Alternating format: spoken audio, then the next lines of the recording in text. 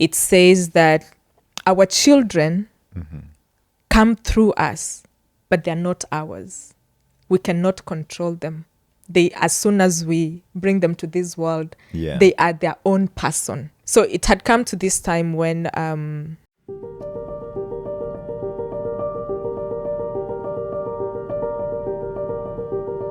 What's up, folks? This is the Couch Connect. Today, I'm hanging out with Judy Gesare, a Toronto-based fashion designer, a mother, and a fitness enthusiast. What's up, Judy? I'm doing well. How are you? I'm doing great.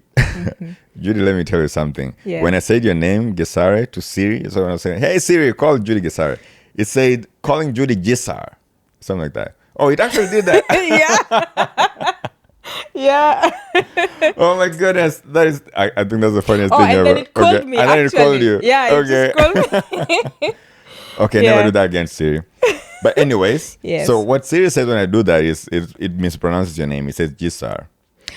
That's what I hear mostly. That's Okay. that's my name in North America. That's what people call me. How do you pronounce your That name. that name? That name is Gesare. Gesare. Gesare. Okay. Yeah, but so, I so we believe all butcher the name.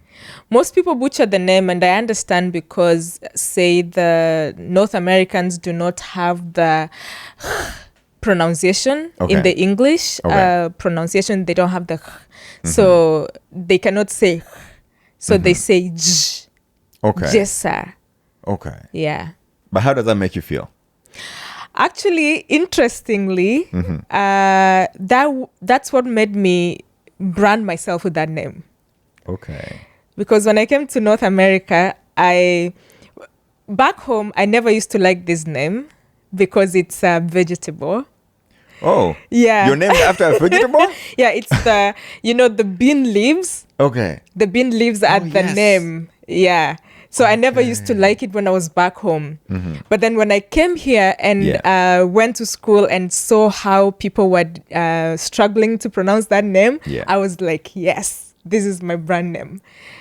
I not that I enjoy hearing them butcher it, but there's a satisfaction. It makes me feel different, makes me feel special. It makes me, it's a great conversation starter most of the time. So I learned to appreciate it more. Okay. Yes. I think that's an amazing story to hear of how you ended up using that name. And I hope that inspiration becomes that most of us folks, because I think also folks mispronounce my name, that they can get to a point where they can learn to pronounce all names better. Yes. But I see people struggling and saying, stuff like, they ask you, how do you say your name? Or how would you like me to say your name? So I think that's also, a conversation that, conversation start and, stuff that people can talk about. Folks, if you're new to this show, this is the Couch Connect. Over here, I hang out with folks like Judy, and we talk about the science and the art in everyday life experiences. So I'm inviting you to, subscribe to this channel and like this pod, and also share this with your friends so that they can get to, learn these beautiful experiences. And also I can continue to grow the channel and bring guests, like Judy. Yes. So Judy, I'm going to ask you a question here. This is going to be a serious question. I've never done this before, actually. So it's the first time I'm trying this out. I like serious questions. I don't do small talks. Okay. Yeah. I think that makes it easy for me. Yeah. So what is your mission in this world?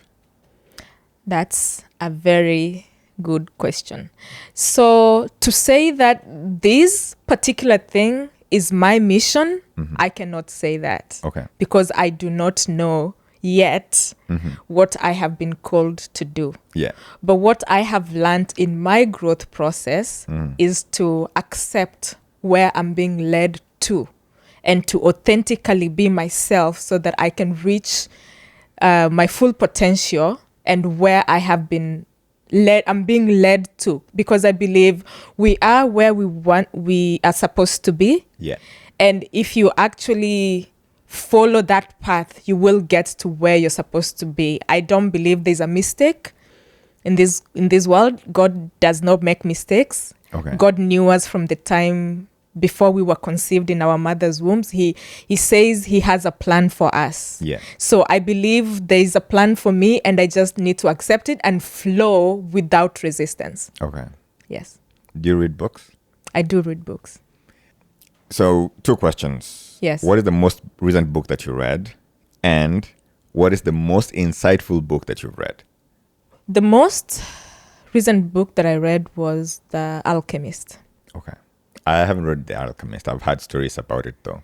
Yeah, I have. The most recent book I read was The Alchemist, and I would also say it was insightful. Yeah. But the most insightful book I read is a very small book by, if you want, I can check. I don't remember. No worries. Go ahead and check your phone. Yeah. Let's see. Do you do your reading on books on I Apple do. books? I do audiobooks. Oh, audiobooks. I do audiobooks. I used to struggle a lot with reading because the way my mind works, I like to create visions of what I'm being told. I digest differently. So when I read a book, I find I'm reading, but my mind is already stuck on the last page, still creating that house that I read there. Okay. So, sorry. It's okay. Yeah. So I find that I will read a whole page without understanding what I read because my mind was stuck in the other part that I was building. Yeah. Yeah. So I found that when I listen, I follow better and I understand better. Yeah. Yeah. As a friend in the book, I can't do audiobooks, unfortunately. Really? And the reason why I can't do audiobooks is because there's so much going on in my mind all the time. So if I am listening to something, I'm going to be doing something with my hands or with my eyes. And so I avoid listening to audiobooks because I wouldn't understand a thing. I am more of a visual person. So while you are, I guess, an audio person, I'm more of a visual person. So when I'm looking, I will understand better. And, I'll listen better and understand stuff that way. Interestingly, when I do audiobooks, I'm not just seated. Yeah. I'm doing something. Okay. And I find and you're able to connect the dots? Yeah. And sometimes when, say, I'm struggling to start my day, and sometimes we don't have motivation. Like I find that I'm doing this, I'm doing that, but there's something that I really need to do. Say I need to sew a dress, but I'm not concentrating. I find that I'm using my phone a lot. I just plug in an audiobook. I find that I will listen. I will still do what I'm doing, but I will still understand the book. Yeah. Yeah. Okay. The most influential book I read was The Prophet. Okay. By Khalil Gibran. Okay. Yes. I haven't heard the books so I've heard about The Alchemist. I haven't heard about The Prophet, but I've heard about the writer. So do you want to tell me about, the Prophet?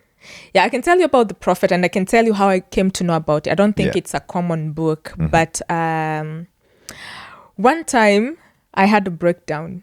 Okay. What's a mental breakdown? Yes. Okay. I had a breakdown and I ranted on Facebook. It was, I can say, something unexpected of me to speak about publicly, but I had gotten to a point where this has to end. I'm going to start speaking about this so that I can heal from this pain that I have. Yeah. So I didn't care who was going to read it. All I cared about at that point was healing myself. Yeah. So when I made that post, one friend messaged me and recommended this book. Okay. And then I found the audiobook. Yeah. And I listened to it. It's a short book. It's about it's talking about a prophet. I read this like 2 or 3 or 4 years ago. I need to read it again. But it's about a prophet who went to an area somewhere, and these people were struggling with this, and that. Yeah. And it basically talks about how things are the way they're supposed to be, and how to accept the things that have happened to us. That's basically the message that I read. But another big message that I left there with I went there trying to heal. Like, I read the book thinking it's going to heal me in this way, but it also opened my eyes in another way. And this is something that I remember clearly from it. It says that our children come through us, but they're not ours. We cannot control them. As soon as we bring them to this world, they are their own person. So that also helped me a lot in how I relate with things that I thought I had control over. But, accepting that even my child is not mine. Yeah. And did that help you get over your mental breakdown? Well, it's a process, trying to heal your traumas. It's a process, but it pushed me towards the right direction. Accepting things and not crying over things that have happened. Okay. So it pushed me into the right direction. That's beautiful. Of not self-pity and not dwelling in a dark place, but accepting. When you accept, then you're not there anymore. It happened to me. Yes, it happened. So what? Am I going to stay here? No, I'm going to move forward. Okay. Yeah. So this mental breakdown that you went through, or this breakdown that you went through, are you willing to talk about that at all? It had something to do. Am I willing to talk about this? Yes.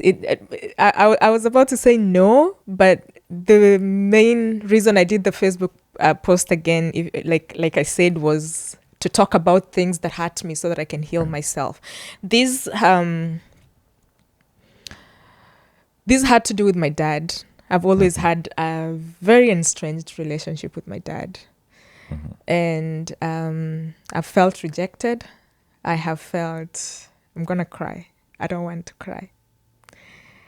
Every single time I talk about this, I cry. But I'm not going to cry. So I'll talk lightly. I'll try to talk lightly on it. So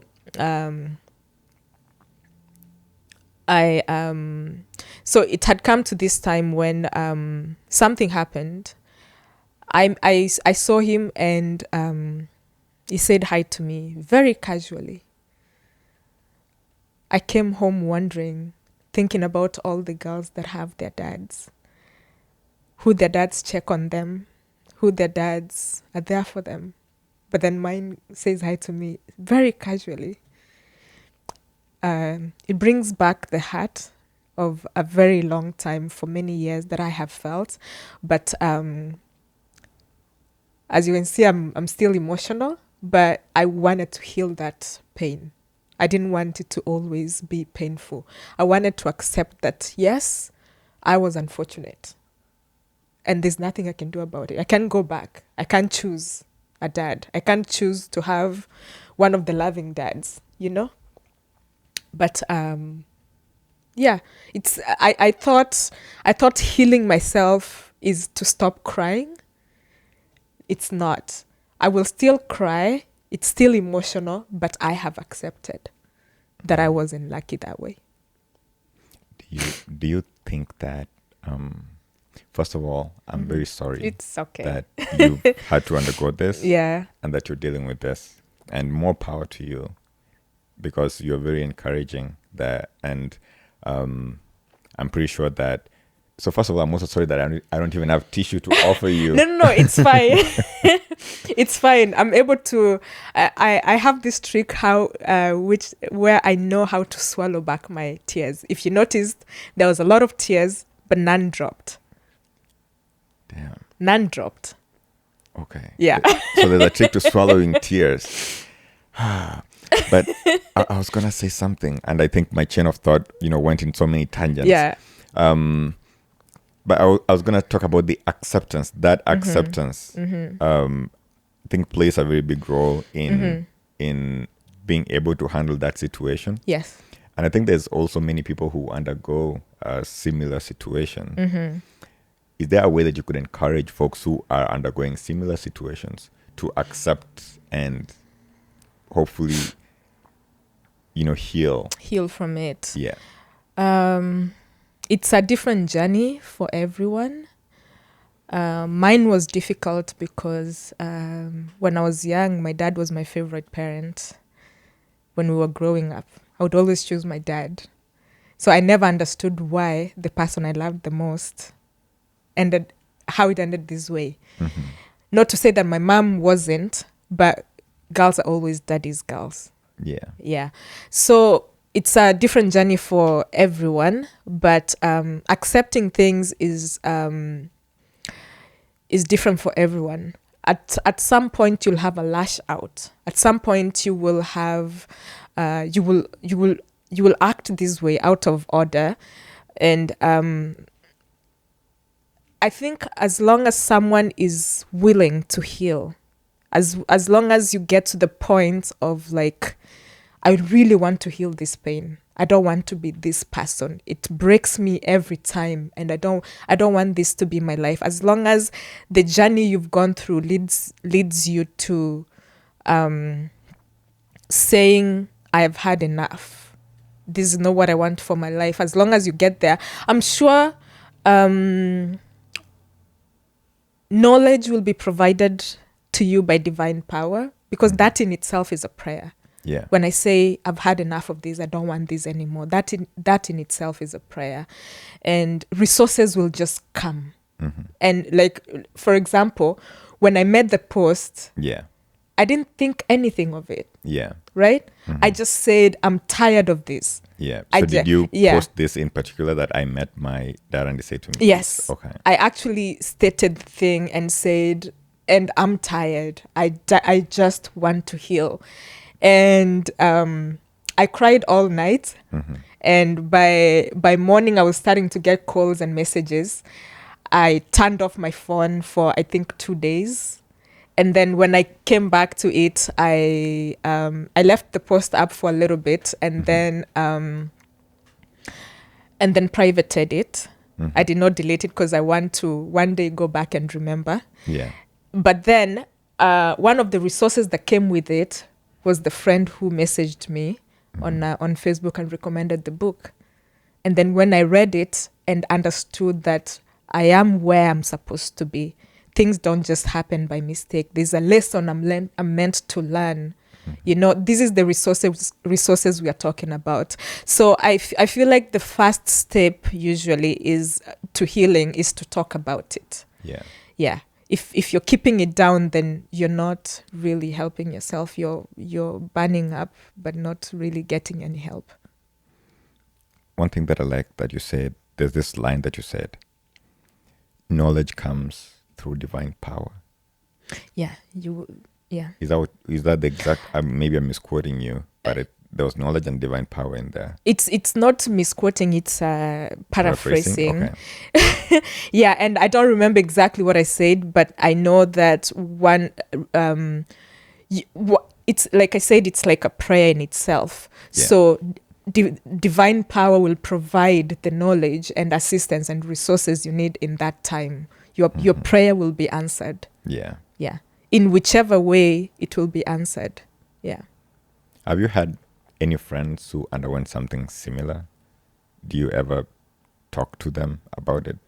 About the exact same maybe not issue? the same exact issue, but probably in strained relationships with parents.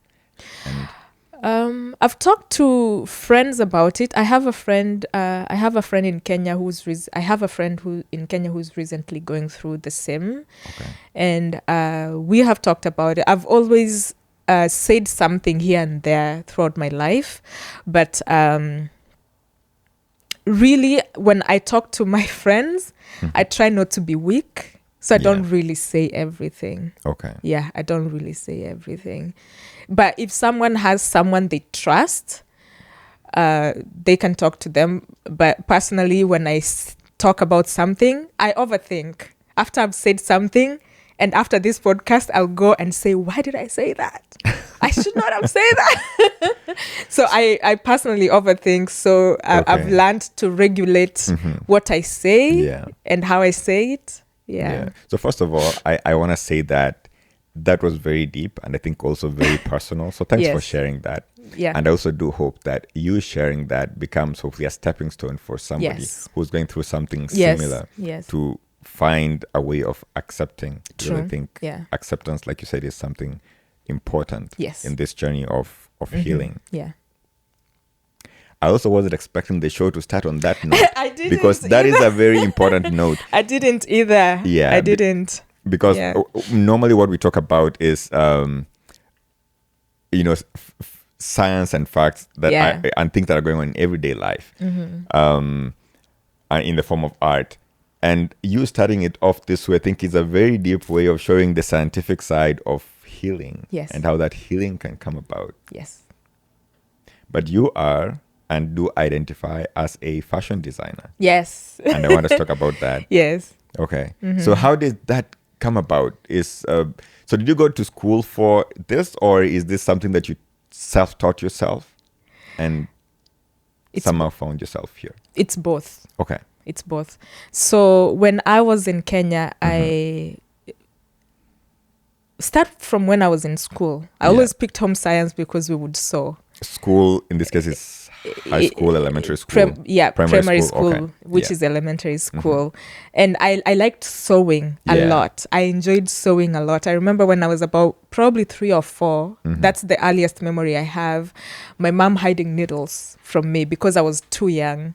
So I would go to the fence, the thorny fences that we had, the live fences that have live thorns. Fences that have thorns. So I was very patient.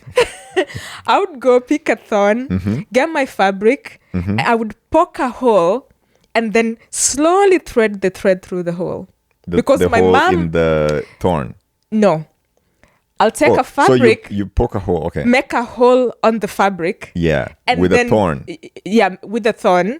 It's wide enough. Yeah. Take out the thorn. Now take the needle, the thread, and slowly thread it through the hole. Yeah. And this is because I was too young to handle needles. Yeah. And my mom had hidden all needles. Yep. My grandma used to sew. She had the sewing machine. So it fascinated me a lot. So I always loved sewing. So let's go back to the thorn. Yes. Did you ever get pricked by the thorn? I'm sure I did. I can't remember being pricked, but I remember the satisfaction of doing stuff like those. Yeah. Yes. Okay, so go on. Your grandmother. Yeah, my grandma was sewing, and I think that's the first time I saw that, and it was so fascinating to me to create things and just to sew. Yeah. And so going through primary school, high school, I always picked science, and I always sewed, and everybody was amazed that I would sew very quickly, and I enjoyed that a lot. After high school, that's now where the self-teaching came. Yeah. When I had my child, my daughter, in Kenya, there's struggles, you don't have a job. Yeah. And, there's this passion. So I couldn't buy clothes, so I was making for myself. So through making for myself, I was learning to make them. And interestingly, people liked them. Okay. They were willing to pay me to make for them. I had not gone to school for fashion at that point. Yeah. And it turned into a full-blown business. And that's how I survived. So this became a way of you making money also to raise your daughter. Yes. Okay. Yes. That became my source of income. And then when I came to Canada, when I was in Kenya, I told my mom and my dad I wanted to go to school for fashion. So I applied to Kenyatta University for fashion. I got my admission. Yeah. My mom said, "No, so you want to go to school so you can come here and open a kibanda and sew for people. Like you know how there's a kibanda for patching patching clothes. Patching clothes. So she said, "No, I'll pay if you go for teaching." Okay. I said no. Is this because your mother is a teacher too? Yeah, I think so. Okay. I think I believe she thinks that's the most secure job you can have. See. Patching clothes is not something. And I think she's also valid in that because for a very long time, I think teaching was a very secure job. Yeah. That if you got into it, you were assured of making an income for the rest of your life, but also you had passion in hanging out with kids.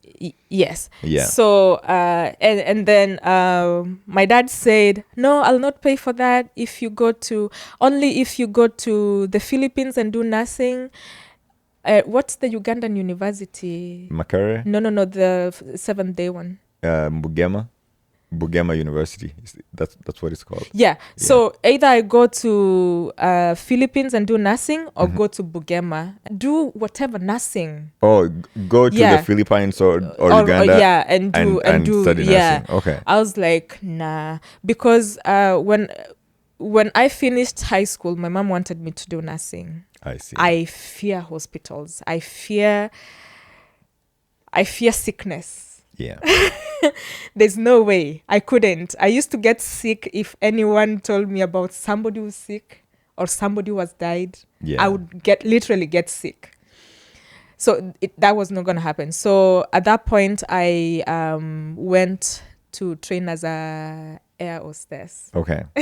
Yeah. So I did that, but then it was something that I didn't want, but I was escaping. Yeah. Nursing and stuff like those. Yeah. So so you worked did you ever work as cabin crew? No, I never did.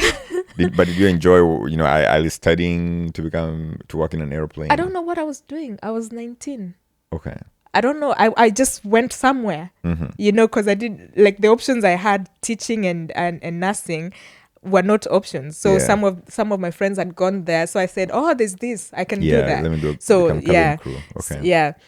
So by the time I wanted to do fashion and they were offering me these other options of nursing or teaching, I said, I'm not about to do something again that I don't want to do. Yeah. I'm not about to be pushed into something again. So that stayed that way. I didn't do anything about it. So I continued doing the business in Kenya until I came to Canada. So my goal at that point when I came to Canada is to take myself to school for fashion design. Okay. So that's what I did. You paid your way through fashion school with the fashion, your fashion, I guess. But there's something that you said here that we're going to come back to earlier. Yeah. Your fear for hospitals. Yeah. And the fact that you probably started doing this because of, your daughter. But anyway, so you went to school and you graduated from school and you started running your business. So how do you then start? Do you remember your first fashion client ever? Here in Canada? Or wherever. It could be in Kenya. It could be here in Canada if you can remember the Kenyan one.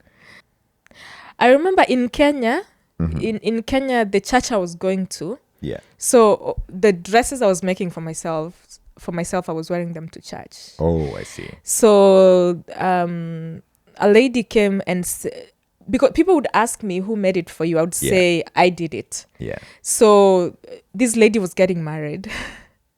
She said, "Can you make my dress?" The wedding dress? Yes. Huh. Can you make for me? So I don't remember if this was the first client. Yeah. But I remember that's the one I remember anyway. Yeah. So I said, yeah, I like challenges. So I said, yeah. So I made her wedding dress. Damn. Yeah. Wasn't that scary? I mean, I don't know. Like you said, it's probably not the first one. But weren't you scared? I'm gonna ruin her wedding dress, and it's a very uphill task, and this is an important occasion. Someone's gonna remember this for the rest of her life. Not really, because I had made stuff for myself. Okay, so you had the confidence. Yeah, it didn't turn out wrong. Yeah. And something I should mention. So back then, when I started sewing, I would have a vision of a dress. So when I'm going to bed, before I fall asleep, I'm dissecting the dress. Yeah. I know this is what I need to do. This is what I need to do. And I wake up and I just do that. So I know, I knew how to do it, but I don't know how I knew how to do it. Yeah. Yeah. So it just came to you. Yeah. If I this is weird to say. If I close my eyes, I will see a dress. Yeah. A beautiful dress.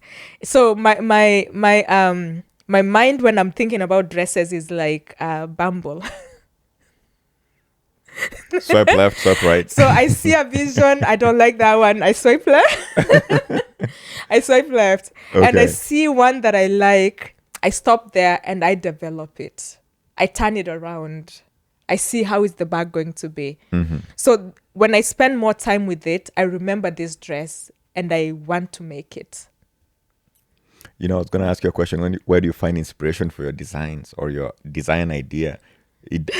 And I like the fact that you just, bro it out. It's funny. That's why I say this is weird to say, because whenever, like, it's a weird analogy. It's like weird to say, I see visions of dresses. Okay, so walk me through that process. So you see the vision and then... I swipe left or remain with it. Yeah. Yes. And then what goes on after that till you have a dress? Till I have a dress. So once I have closed my eyes and stayed with that image long enough to like it and say, okay, this one I can like. Then I will draw it down after that. I will approve. So you wake up in the morning and then you draw it. Or even wake up right then. So the vision doesn't happen at night. Oh, okay. Yeah. The vision happens even when you're seated here. If I'm seated like this and I'm quiet by myself, I will see it. I see. Yeah, I don't even have to close my eyes. I will see it. So you can see it, your eyes are open. So you can be looking at me right now and you're seeing visions of dresses. Like something can trigger something. I see. Something can trigger a whole dress. Yeah. And funny thing, I'm always seeing it on a runway. Yeah. And then like I make that lady walk to me and turn around. Yeah. And I see the back and I'm like, how do I feel about this? Swipe left. Okay. Or how do I feel about this? And then like I will just start developing it. Yeah. And I feel like, okay, it's not necessarily a bad dress, but based on what I've done before, is it a challenge I'm willing to take? Now the night to the day that I'm going to make it, that's when I start thinking, how am I going to draft this? Okay. How is it going to come together? What are the things that I need to do before? Yeah, so do you have to look for fabric? So those are the things I think about. Okay. So when I'm drawing, that's when I write down the fabric ideas. Oh, okay. Yeah. So when I'm,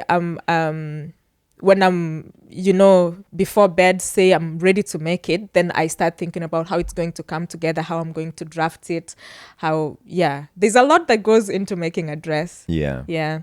Is there a fabric that you desire or that you prefer working with, or do you work with generally any fabric? Really, I can make anything work. Okay. Depending on the vision that the end vision. Yeah. And I want to believe that your clients are happy most of the time. Yes. Okay. Yeah. Most of the time. I can say all of the time. Actually, I can't say you don't have one client who was like. There's one or two. Yeah. I can think about two. Give me those two examples, or how that experience went. My first experience was there's a lady that wanted a dress. Yeah. The dress she wanted, she had seen it on someone. Yeah. She had a completely different body from the person who was wearing that dress. Oh, so wait. Dresses are not just random. A random dress can fit anybody. So yeah. So there has to be a body for every dress. Yes. So there's styles for everybody. Every body. Yeah. Yeah. So there's body shapes there's styles that don't suit a body shape. Okay, some body shapes. Okay, I see. Yeah. That. Yeah. So all these dresses that I see in a store walking around, some of those can't fit some bodies at all. Yeah. There's some people who should not wear some types of dresses. Yeah. Yeah. So so she saw it in someone's body. Yeah. I advised her, I said, these, like, I don't tell a client directly that this will not look good on you. So I just say suggestions. I say, oh, we should do this. We should do that. We should try to make it like this. Just so that I don't tell you don't have the body for that. I will say, let's try to do this. Let's try to do this. Let's make it better this way. Yeah. But this one was hell-bent. Yeah. No, I want that one. It's gotta fit. When it got to that point, I actually said, I have to actually say, her body is different from yours. It's going to look different on you. So if you insist, it's on you. She insisted. And then I was like, I'm getting paid. I've told you everything I need to tell you, right? Let's go. I did it. Yeah. She didn't like it. Because she didn't look like the lady she saw. Yeah. So did she say that? Was she like, you ruined this, you ruined my experience? She said, why is it looking this way? I'm like... But we talked about this before already. I told you. I told you. Yeah. And so, I don't know. But I'm glad we had that experience. Yeah. So hopefully she will listen to the next person. I didn't sew for her again. Yeah. anyway, so the second one was a repeat client. Yeah. I've made a few dresses for her. But this day, we made the dress, fancy, nice dress. When she came for fitting, so usually somebody will come, we'll talk about the dress she wants. I will do the advising. We'll choose the fabric. If possible, I'll bring like swatches so that like she can see them. What are swatches? Swatches is like I can go to the store and just buy a strip of it. Okay. So when I bring it to you, you see what we are actually talking about. So that you have to buy the strip. Some stores give for free. Okay. Some like they tell you to buy it. Okay. So I will buy it so that you don't think it's something else. So that you actually see what we are talking about. So we did all that. She chose the color. She chose the fabric. I made the dress. I thought it was beautiful. The day of the fitting, she came with a friend. This friend is a self-taught fashion designer. I don't know. I can't say fashion designer, but she sews as a hobby. Yeah. So while the client tried it on, the friend, but I can't, like there's things you can't say. The friend started saying, "Oh, that fabric is too shiny. You don't even like pink." The friend is the one who's saying this. Yeah, the friend she came with is the one saying this. So mind you, when the client reached out to me, she said, "I want a pink dress." Yes. But now this friend is invalidating her choice. Yeah. She's saying, "You don't even like pink. That fabric is too shiny." Huh. So she planted a seed where now my client hated this dress. Even though it was a beautiful dress. Damn. So I think about that to this day. I still have the pink dress. So what happened is the lady suggested, "Oh, you could have done green." Funny enough, I always have green fabrics around. I was personally working on my own dress that was green. Yeah. So she's like, "Oh yeah, maybe we can do green." I showed her green fabric I have. She said the friend approved. She said, "Yeah, we can do this." She even changed the design. Sometimes you have to take a fall as a business person. Sometimes you have to take a fall. So I took a fall. I didn't want to call her friend out. I didn't want to call her friend out and be like, "No, da da da da." So when they say the customer is always right. Yep. So I just let them have it. The customer was right. No, like I know where the problem is. Yes. The problem is the friend has planted a seed. Yeah. And that's why you hate this dress now. But it's a very beautiful dress. I've made for her dresses before that were very beautiful that she really liked. Yeah. So at this point, I just like said, "Oh, it's okay. We can make the green one." She said, "I don't know how we ended up that I took the fault.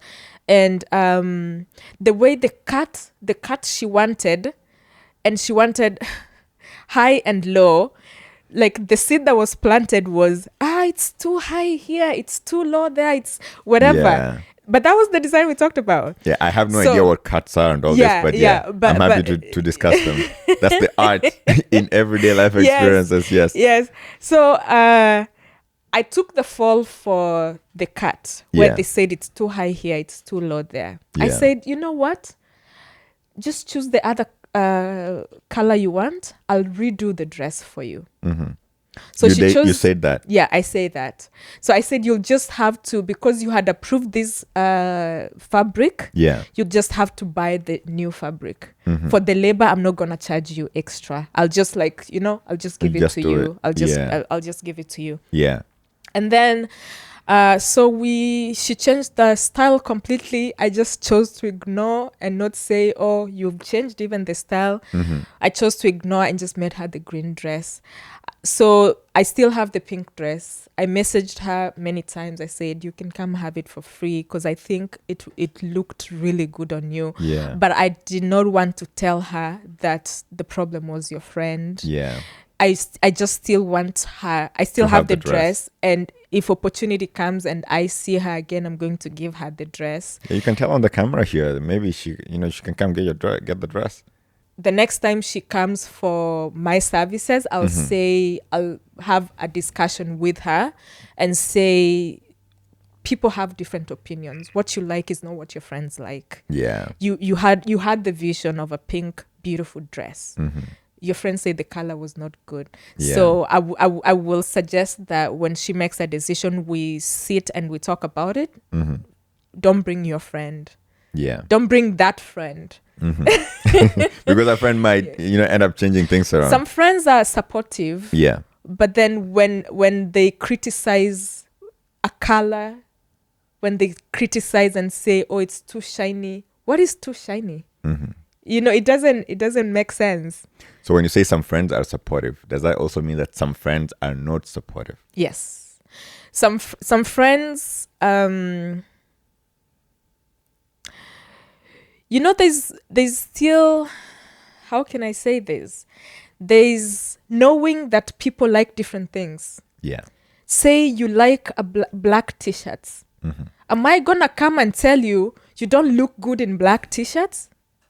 What seed am I planting? I don't know what you're planting, but I'm going to tell this right now. Yeah. I do black t-shirts every single day of my life, Monday to Friday, 365, because I do not want to choose. No, I agree. Yeah. But I'm telling you, if I came Yeah. and said, you don't look good in black t-shirts, how am I helping you? You're not helping me. Am I being supportive? I don't think you're being supportive. That's exactly what I mean. Yeah. Some friends are supportive. Speaking to the mic. Oh, sorry. Yeah. Some friends are supportive. Some friends are not. Yeah. So you have to know those friends that will support you and criticize you in a supportive way than to just criticize. Yeah, some friends can just criticize for the sake of it. For the sake of criticizing. Yeah. They say, oh, I think you should be wearing red. You don't like red, right? You're wearing black. Yeah. So am I supporting you or just criticizing you? Probably criticizing. Yeah. But maybe you should try red on me sometime and see how it looks. I don't think I've had something red on me before. I think if I wanted to suggest in a supportive way, I will not say it doesn't look good on you, because that's a negative way to say to like criticize someone if you're trying to be supportive. I can say, I'm not right. I'm not saying I'm right. I'd come to you and say, oh, I notice you always wear black. What's the story behind it? You'll tell me, oh, you don't like choosing. You don't Takes a lot of time. Yeah. So it takes a lot of time. So in this way, I've understood your background. Yeah. Right? I didn't come in and just like, oops. Yeah. Crush you. Right? So, and then I can say, I like that idea. And then I can say, where do you buy them? Then you will tell me, and then I'll be like, oh, why only black? And then you'll tell me, oh, because I find it easy. And then I say, I think red is also easy. Have you tried red? You see the process that I've taken. Yeah. But I don't come straight and say, black doesn't look good on you. Yeah, because even like, what is that doing to your confidence? We can understand why my client completely rejected the pink dress. Yeah, because maybe it also affected her confidence. Because now she will never, like, as much as she liked it, she cannot see what she first saw. Yeah. Because the friend has planted a seed. Oh, it's too shiny. You don't even like pink. Then now you're self-questioning, do I actually want this pink? Like, she was probably trying something new. Yeah. That's a very deep story that you've shared there. But also at the same time, a very deep lesson on how we can support our friends even when we're criticizing them. Tell me about your most memorable client, or the one that was the happiest out of all. I mean, you've had many clients and they're all happy. I've had many clients. But I'm sure there's at least one of them who's very happy. So the background of my business was I was doing African fabric. I was sewing that with African fabric. Yeah. So obviously I'm not trying to compete with mass production in China with all these other clothes that you can go into the store and grab for like $5, $10, right? So I had specialized with, I marketed myself as a African fashion designer with African print.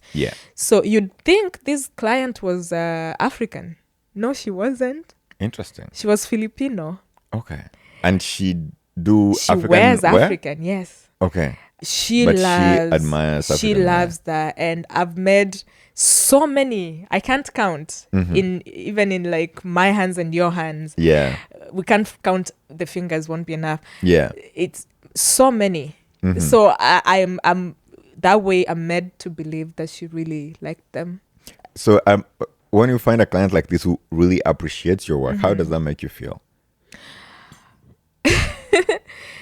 I don't really think too much about it. Like, I feel like fashion for me wasn't like a career that I chased. Something like, as we said, started as a hobby, turned into a business. So I don't, when you're good at something, and I'm not blowing my own trumpet, but I find it easy. Yeah. So when something comes easy to you, you don't overthink it. It is what it, like, you just don't overthink it. And you also enjoy doing it. I enjoy doing it a lot. Yes. It doesn't even feel like work. It feels like, just it's my hobby. And that was my detriment. Because when I sit on my machine, nothing can move me from there, which is also bad. Too much of something is bad. Okay. Yeah. What happened in that? You said a detriment. So like, did it affect your health or something? Yes. Yes. Okay. Yeah. I see. All right. So let's go back to where we said. So there's something that you said earlier on here, and I want to see where that goes. Yes. So you said that when you started off, you were making clothes and you sold this, and you were supporting yourself and your daughter. Yes.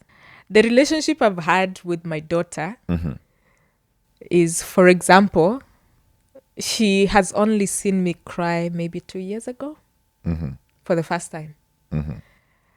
I know what I told her before was, I don't cry. Like, adults don't cry. Yeah. So I was the strong person. Yeah. So I never had a discussion with my daughter that I'm doing this to support you. Yeah. I mean, that's my duty. Yeah. So I don't see where, if she has anything to say about my duty of raising her. Yeah. Yeah. So when you first became a parent, were you ever afraid? Were you ever scared? Yes. Yes. Okay. Why were you scared? It's a big responsibility. It's a big responsibility, and I didn't have a job. I was so young. Looking back now, I was so young. At that time, I felt... at that time, when you're growing up, when you become 18, you think you're an adult. But now, when I look back, I know I was so young. I didn't have a job. I was in college when I got pregnant. I was being supported by my dad, and then that support ended. Like, just like that, because I got pregnant. So now I was there, and again, God provided a way. Yeah. I was sewing for myself, and people just started paying for the services. Yeah. Right. So I think I was scared, and then I wasn't.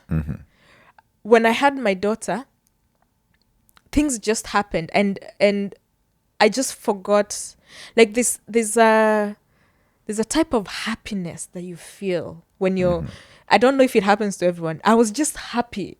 I was happy with my daughter. We were like, I was really happy.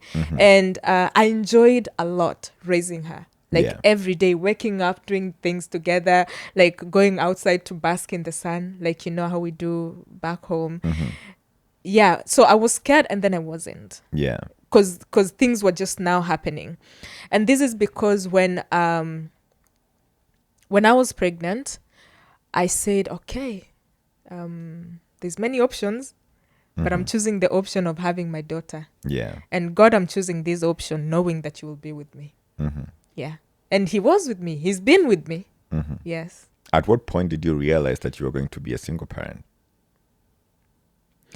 At the point when my goals and my direction was not aligned with the other person. Okay. I feel like, yes, when we are young, we have fun, we do a lot of stuff. But then in my case, when I decided I'm going to be a parent, all that stopped. But it didn't stop for them. So we were not aligned anymore. Yeah. Yeah. So as this was going on, did you face any stigma? Oh, before you even have the child, there's stigma. Because there's stigma, there's in Africa, having a child before marriage, it's that stigma in itself. You brought shame to your family and stuff. But growing up, I loved kids. Yeah. I loved kids.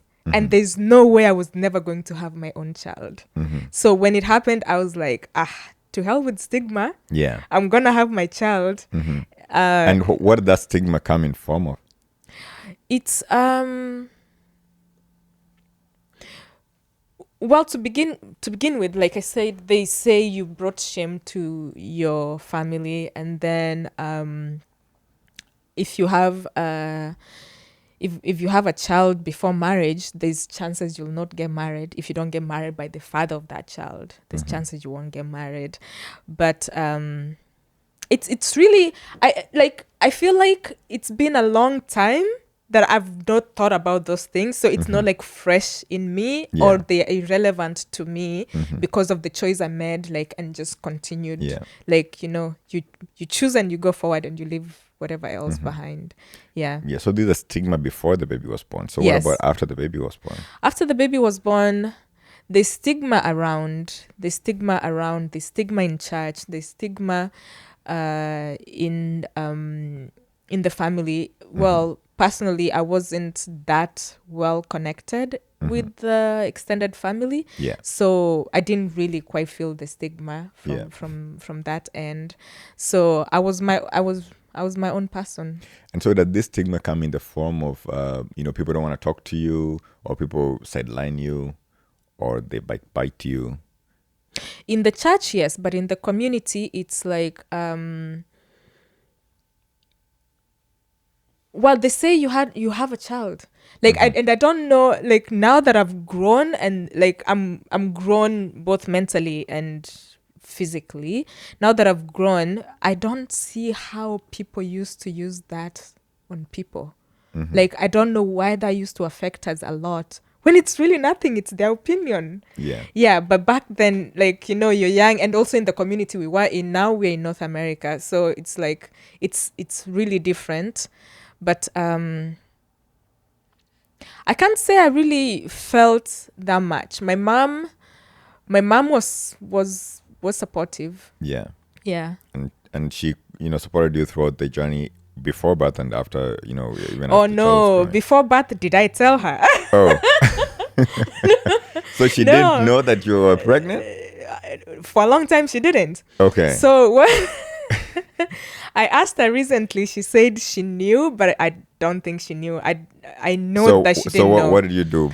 Put on baggy because clothes? I lived in Nairobi, that's the capital. Yeah. And my mom lives in Kisii, that's where I was born. So when I decided I'm having the baby, well, there was no other option.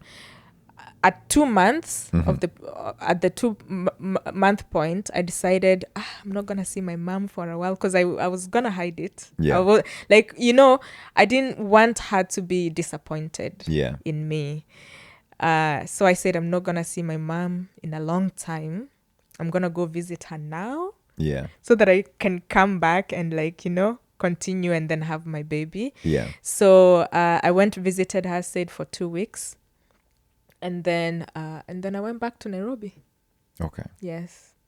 And then I didn't tell her. One time my aunt called her, and there's an aunt I was close to. I was 8 months pregnant, almost popping. My aunt called her and said, do you know Judy's having a baby?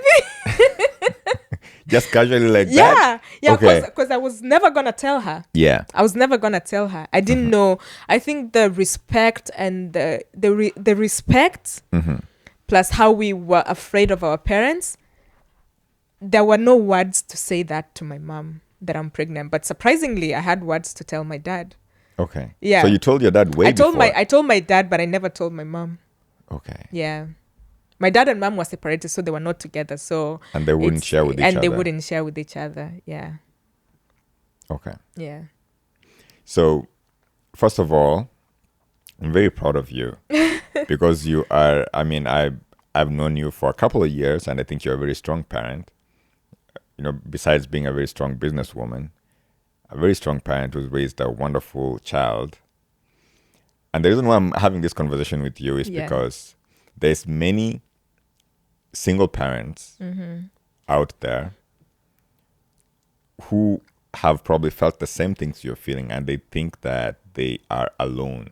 You know, they've been shunned probably, or, you know, in some sort of way stigmatized, and that ends up affecting not only them but also their children in some way. So, and I also know that single parents do have challenges. And so what has been your biggest challenge as a single parent? Yeah, that one I know. Usually in a two-parent home, there's the loving parent and there's the disciplinarian. Okay. So having to be both is difficult. So both the good cop and the bad cop. Yes, it's very difficult. So usually when a child has been disciplined by one parent, they run to the other. Yeah. But when I found that when I disciplined my child, she had nowhere to run to.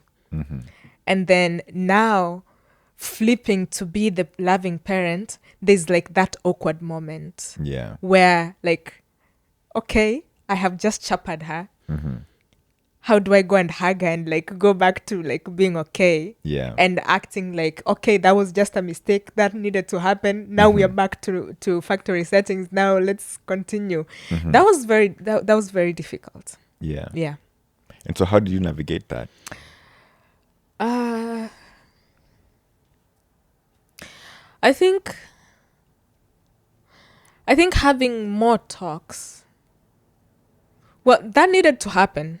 Don't get me wrong. That needed to happen. Discipline needed to happen. Yeah. And being a loving parent needed to happen. I can't be tough. Yeah. All day. Always. And I can't discipline all day. Yeah. Yeah. So it was tougher when she was younger. But as she grew and I felt like as she grew, the awkward moment, the one I described from discipline to loving, became longer. Like that awkward moment became longer before we got back to. As you continued growing older. Yeah. Yeah. Yeah. So she would probably feel bad for a longer time, and I'm not able to like switch back. So that's when I chose like just talking. Yeah. And now physical like chappering doesn't happen anymore. Would happen, but then there was more talks. Yeah. There was more talks, and even after the discipline, we would sit down and talk and tell her this is why this happens. It's a tough conversation to tell somebody you love who does not understand that this is why I had to do this. When to them it feels like the opposite of loving. Yeah, that was the most difficult. Okay. You've been a parent for quite a number of years. 16 years. Okay, 16 years. Yes. I've been a parent for only 2 years. Yeah. And sometimes I try to remember my life before I was a parent. Yeah. And mostly I cannot remember. So I don't know what that is like for you. Do you remember when you were not a parent? Yeah. Okay. Yeah. So you also remember when you were a younger parent? Yes. So is there something that you know now that you could, when you look at yourself as a younger parent, you wish you knew then? A different way to put this is, what advice can you give to yourself as a younger parent? If it is not life-threatening, don't worry about it. Okay. Because I used to worry so much about, okay, I told this daughter of mine to do this. She didn't do it. I get mad. I'm like ready to discipline.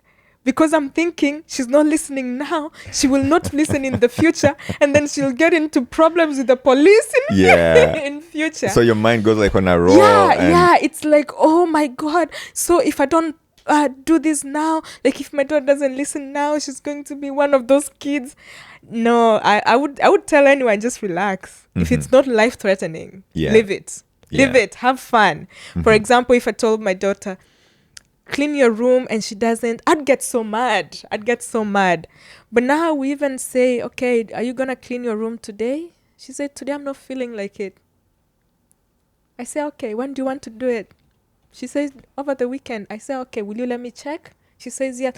I don't want to be arguing all the time. If my daughter breaks a glass, what in the, it's a glass. It used to upset me. But it's just a glass. I've broken glasses too before. Like, what in the world? If I say, do dishes, and then she doesn't, I come back, she didn't do dishes.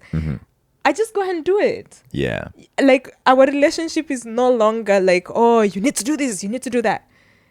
So when I was younger, I wish I knew that I shouldn't worry about these little things. And I think the reason I got to that point is, like I said, I overthink and I think too much ahead. I try to solve problems in the future. I don't think it's a good thing necessarily, but because that's my nature, I was thinking about, if my daughter finishes high school, goes to university, is she gonna come visit me? And where that thought landed me was, it depends on the relationship we have now. So if the relationship we have now is not a good relationship enough for her to miss me, she might not come. So at that point, the most important thing became having a good relationship with my daughter. Yes. Everything else didn't matter. Good relationship. Well, when I say everything else didn't matter, I still also don't condone bad behavior. But all these little things that are not life-threatening, we just let it. There are some prospective parents out there who are probably going to be single parents. You know, they're pregnant right now and they're going to have their babies in 5 months, in 3 months, maybe even in 9 months. And perchance they become single parents. So what advice would you give to them? Mostly mostly coming from the background of your experiences and how, things that you wish you knew or somebody told you when you were at that point. If this person was my friend and I was having a conversation with them and they are worried, I would remind them of what stabilized me the most, what grounded me the most. And that's part of my healing and growth journey, that God knew me before I was conceived in my mother's womb. Actually, there's science now that says I was there in my grandmother's womb, because in the eggs of my grandmother, in the ovary was my mom, and in my mom's egg was me. So this is something that was planned from before. So when I say that God knew me, I'm here for a purpose. I'm here for a purpose, and I'm not here by mistake, and so is that child. There's many other things or many other children that could have happened that didn't happen. But God knows this child, right? Has a plan for this child and wants this child to happen. I think of Obama a lot when I think about this. What president number was he? It was the 44th. 44th. So if, and I'm not supporting like infidelity or anything. If Obama's dad did not sin as it's sin, the 44th president would have been a totally different person. True or false? Very true. That is very true. Obama's dad was married.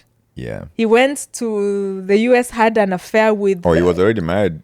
He was married in Kenya. Oh, okay. Yeah, he had a wife in Kenya. Okay. Unless I'm wrong, but that's what I know. It's possible that that's true. But that's what I know. Mm-hmm. He went to the US, had an affair with Obama's mom. Yeah. Obama was born. Mm-hmm. You know something that I learned recently. Obama's mom was 18 when she gave birth. So it is possible that she conceived at 17. Yeah. But anyways, don't quote me on that. So that means that Obama Senior should... some legal issues. Yeah. But anyways, yeah. But still, the point that I'm making is God allowed for this to happen. Yeah. Now that you've brought a new aspect into this, that girl was young, you know, it's possible she was 18 when this happened too. I mean, I just don't know. Even 19 is young. Okay. Even 19 is young, but God wanted this to happen. If that did not happen, the 44th president would have been completely different person. We wouldn't know of Obama, the Obama that inspires many. They very loved Obama. We would not have known about him. Yeah. So how is anyone a mistake? No one is a mistake. Nothing that happens is a mistake. Yeah. Obama was probably who he was and still is because of how he grew up. Yeah. The resilience he had, the power he had, whatever he learned was probably because of who and how he was raised, which led him to be president. Yeah. If he was born to, I was going to say something very bad. I was going to say it, but you can cut it if you want. If he was born to two white parents, rich household, would have probably been a school shooter. Who knows? But he was the president, the one that we love the most. So God allows things to happen. Yeah. And if we can just accept that things are happening the way they are supposed to happen, you accept it and let God take charge and like lead you to where the end is. Yeah. Right? There's a couple of things you've said there that we can unpack. But yeah, I like the fact that you've said that, everybody's important. Yes. Nobody's a mistake. Yes. And let God, lead where he will lead. Yes. And so any young parent who's undergoing these thoughts right now, and they're probably worried that, things are not going to be great, they should be positive and know that God is going to lead. Yes. And because God allowed this to happen, this child to happen, God is going to take care of this child. Yeah. Meaning God will provide for them. Yeah. Like they will never lack. Personally, I can say I can't say I've struggled with my daughter. Yeah. To provide for my daughter. I have not struggled. Yeah. If I have struggled, I've enjoyed the struggle because I love my daughter, but I've never looked at it as a struggle. Yeah. Because I believe God has provided. God brought her and brought blessings. Remember, when I was pregnant, that's when I started sewing for myself. Yeah. It turned out to be a business. It took care of us when we were in Kenya. I came here, went to school, started a business, and I was sewing. Yeah. I was getting income. I was providing. Yeah. Like there's always something. Something is always going to happen. Yeah. That we will not lack. Yeah. That's deep. Yeah, I guess. If I could go back to unpacking what you said a couple of seconds ago. So you said the very loved Obama. Yes. I was looking at Twitter this morning, and so it's about a week since Trump was sworn in as U.S. president. Yeah. And damn, I didn't realize there's so much hate for Obama, Biden, and Kamala. Oh, really? Until this morning when I was looking at the internet, and so there's this photo of the chopper, I don't know what they call it, the chopper leaving the White House grounds. And Trump, Melania, Vance, and his wife are waving goodbye to the airport. So the photo is taken from behind these guys. So the guys are waving at the chopper, which is in that direction. And man, it's like the folks who are commenting on this photo on Twitter are cheering. Like good riddance to these people who were spoiling America, or to this family which spoiled America. And then, so within that thread, there was a photo of Obama and Kamala. Obama, Kamala, and Biden walking down some aisle. And the hate that was there, man, how much hate there is for Obama, I couldn't believe it. That people can hate other people just for, some weird reason. I mean, every president has their own policies. I think it's important that every president should represent everybody. Yeah. And that's what I feel Obama did. Obama represented everybody, both the rich folk and the poor folk, the white folk and the black folk. Whereas I feel like some other presidents are only representing rich folk, or a different kind of breed of people. Yeah. It is possible also that this might get me in trouble years from now, but I just wanted to put it out there because it's important for us to acknowledge things as they are. That it's important to fight for everyone. Yeah. That we do not endorse, anybody becoming bad, for example, shooting kids in school. Yeah. But if that happens, then we need to address, some of those issues, right? Yes, in a way that is accommodating everybody. Yes. But is there something that you're most proud of as a parent? I was gonna comment on the thing you just said. Okay. They hate. I'm not a politician, but what I know is politics is divisive. There's no way you can win politics without dividing. Whether you do it loudly or like sadly, there's no way you'll win politics. That's why there's the rule of divide and conquer. Right. So people will hate others just for the sake of. For the sake of they're black. For the sake of they're rich. For the sake of, oh no, they're not from here. They're not like us. They're not this. So these people will, in my opinion, would hate Obama. Why? Because they're rich. Because he was black, or people hate him because he was a black person who became a president. It's not supposed to happen, according to them, not according to me. So next. So I mean, what you're saying is very important, and I hope that we get to accept one another and just love one another because we are humans. There's people who hate me. Because I exist for being me. There's people who will hate you because you're trying to do something nice. And people just hate your guts. So I'm pretty sure being the host of this podcast, I'm probably gonna get some hate years from now or even right now based on the things that we are talking about, things that I say or my guests say on the show. And maybe I should put a caveat in this show, these are not necessarily the views of the host or the Couch Connect. They are solely the views of the guest. Those caveats that people put over there. But the question that I was going to ask next was, is there something that you're most proud of as a parent? The question that I wrote down is this. What is something you're most proud of as a single parent? I didn't want to ask it that way though. But you can ask it that way. Okay. Yeah. So what is something you're most proud of as a single parent? As a single parent, and I'm not saying I'm better than whoever else who does whatever I'm not doing, but I'm so proud that I don't look to others, to anyone else for help. If my daughter needs this, I do it. I don't complain. I don't say somebody else should have been doing this. I'm not chasing anyone. I'm not in courts putting my daughter on discussion. I like one time I thought about it, if I was able to get, I was going to be able to get, like, say, child support that could help, right? But then I thought about putting the thing that I love the most in discussion. Like, oh, somebody else should be doing this and that. It was an instant no. I was like, nah.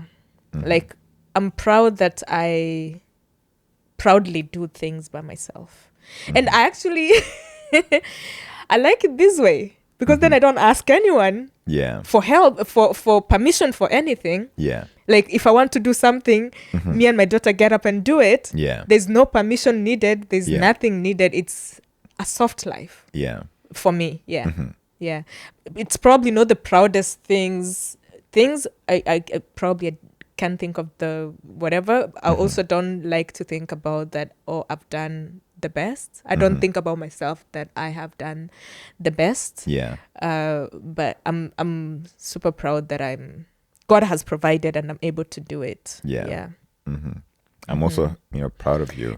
Mostly that you say that, God has always provided. And, He's taken care of you this far. Do you ever go to I know you say that you don't ask anybody for anything, but do you ever ask for any advice or read any books to give you some sort of guidance or in that way? Well, the book I mentioned, The Prophet, that's, and I wasn't reading it knowing I'll find information about how to raise my daughter and deal with my daughter. But that is really a book that I've read about raising my daughter. I don't go out looking for information on how to raise my daughter. I believe that I have guidance from God. That I would like. Why would I feel like sometimes we overrate these things. That somebody knows better than I do about raising somebody that I gave birth to. Kids are different. Yes, it's your opinion, but I don't want to rely on that. I would like to, like, I'm glad that I've made mistakes. I'm glad that I got mad when my daughter broke a glass, so that I can learn from it. And say the most important thing with a reason, right? With a reason that the most important thing is our relationship. So I'm not going to mind this, right? So if somebody came to me and told me, don't mind about the glasses she breaks. Well, I'll do it without knowing why. Like there's nothing really backing that up. So like my reason is more like how I arrived to that conclusion and like whatever to me makes more sense. And I don't hold any reservations that, why is she doing that? In my heart, I'm okay. Like, I don't feel even bad in my heart. Because I already made a decision that the relationship is more important. So, this discussion has been very important, mostly because I've gotten to realize a bunch of things. So first of all, like we said, there's no formula in taking care of, in being a parent. And it kind of almost makes me feel like there's no science in it too. Like we can't say that there's some art of being a parent or there's some science in being a parent. It is things that you continuously learn as the baby is growing. I mean, while science can tell us that there's different stages that kids go through or as they grow older, become teenagers, there is no single resource that we can go to that can guide us on being parents. No single person that we can go to that can tell us how we can be parents. Because every kid, like you said, is different. I mean, if you were looking for that information, you will find it. And I was, like I said, we are overrating it. Have you seen a cow give birth? Yep. How does it know to push? Did it go to class to be told, you have to push at this time? Of course, it didn't go to a class. The baby, somehow it pushes the baby and the baby drops from the... How does the cow know to lick off the baby, the calf? How does the cow know? Did you tell the cow when the baby comes, you have to lick all the dirt out? Actually, I didn't know that's what they do. I've seen cows licking the cows, but I didn't know that they are licking stuff off of the cow. I thought they were just showing love and, being... Even if it's just showing love, who taught them to love their babies? Is it you? Did they go to a class? Did they read a book? No, I guess... God in his wisdom probably divine knowledge. Divine knowledge. Yeah. Look at the animals in the world. Are we there training them? No, we're not teaching them anything now. But is the wild not still growing? Do they not give birth to babies that grow to be big animals? Yep, right now there's an elephant giving birth somewhere, or a bear giving birth to 6 cubs. My point is the information is there. If you're looking for other people's experiences on how they navigated that, you will find it, which is good. But I don't think I would personally borrow that and be like, oh, they did this, let me do that. Yeah. You know, like, oh, enroll in a class to be a parent. Why? Why? Yeah, there's all these classes available nowadays, parenting classes. It's money. It's a lucrative business. Make money. It's a lucrative business. You're gonna So I believe in divine knowledge. Yeah. Even if we didn't have all this information that we have now, we would still know what to do. Yeah. So one thing that I know that you are passionate about is being fit. So first of all, today you introduced me to a new drink. I've heard about the drink before multiple times. I've just never had it before, but thanks for the drink. Yeah. But I noticed that you are health conscious and you're very healthy, and which is a nice thing. It's probably a journey that has brought you here. But if you could just tell me about an insight into your fitness life, or anything that you can talk about your fitness journey. What is that like? Did you just wake up one morning and say, you know what, I want to work out my fitness, or I want to start working out, or is this something that you've always done? It's not something that I've always done, and I wouldn't say I have a fitness journey that I'm there like that. Like I wouldn't say like, oh, I'm deep into it. But I think all this, I've thought about it, and I think all this stems from a fear that I have. Yeah. Deep inside, I'm still probably 25. Deep in me, I'm 25. I don't feel a day older than 20. See what I mean? Yeah. So the fear I have is to grow old. And I'm growing old. I never went to the gym until 2019. I never I did step in the gym before, but it wasn't my thing. But when I seriously started taking care of myself was say 2019. That's when I went to the gym. All this, like I said, all this stems from a fear of growing old. I know it's inevitable. Yeah. But I have not reconciled that I'm growing old. Yeah. And sometimes how I look does not connect with how I feel. Okay. So I'll do whatever I can to reconcile that. The physical looks like the mental. Yeah. Okay. Funny as that sounds. So first of all, Judy, I don't know what you're saying, because to me, when I look at you, you don't look anything older than a young girl, a young woman, if I would put it that way. But I think it's also important that you've seen that, and you're trying to reconcile that pattern. Yeah. But so the reason why I asked this question is because I know you have a YouTube channel, and so I've been following the YouTube channel for quite a while. And so I noticed that you did have a fitness procedure. I don't know what there's a name for it. I don't want to misquote the name. So what is the procedure called again? Gastric sleeve. Okay, so I was actually correct. So that's what I thought it was called, but I wasn't sure because you mentioned it over there. But initially I wasn't sure if that was it. But yeah, so the reason why I'm asking this is this. So earlier on, you said that you have an enormous fear for getting old. You said that, but something else you said earlier is that you have a fear for hospitals. That's why you never became a nurse. Yeah.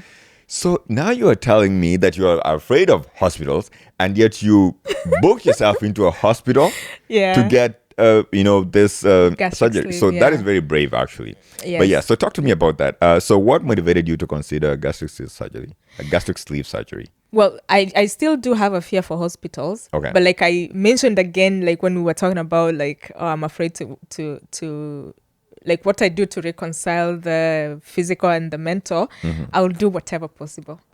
So that was the whatever possible. Like as afraid as I am of hospitals and all that, I knew I needed to do it. Okay. Yeah. So first of all, right now when you look back, do you think that was a mistake? No. Okay. Good. So I should have done it maybe 5 years ago. Okay. So what is a gastric sleeve surgery? What is that? A gastric sleeve surgery is a weight loss surgery that you get so that you lose weight. I don't have all the scientific terms, but basically that's what it is. Okay. Yes. So how does that? I mean, you don't have to use the scientific terms or anything, but you can just walk me in your layman understanding of what that is like, or how you understood it even before you took it, or even right now. How I understood it, I personally, I love doing research. Yeah. Like if I'm fascinated about something, I'll do whatever possible. Like I was mentioning to you earlier, I'll go find groups, find similar people, and see what. So I see what's going on. See what's going on, and so I did my research.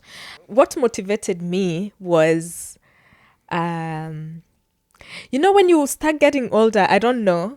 But let me tell you, people, once you get to 30, it's not like you can still eat everything, and still remain fit or smaller or like healthy weight. Yeah. So before you know it, because nobody told you, like I'm telling you, before you know it, you're eating everything. And then the weight sticks this time. Everything you used to eat, everything you used to... Before 30, you can eat anything and you can easily shed that weight? Or according to me. Okay. According to... Like, my journey was that. And most other women. Yeah. You're able to, like, eat whatever.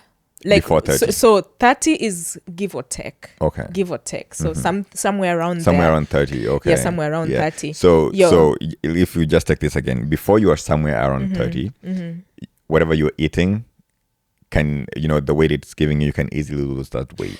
Your metabolism is high. Is wonderful when you're younger. Okay. That's why kids can eat whatever unless there's a condition. Yes, there's kids that have other that are different, but that's why you can see kids eating candy all day, cakes all day, doing this all day, but they're still like healthy body weight. Yeah.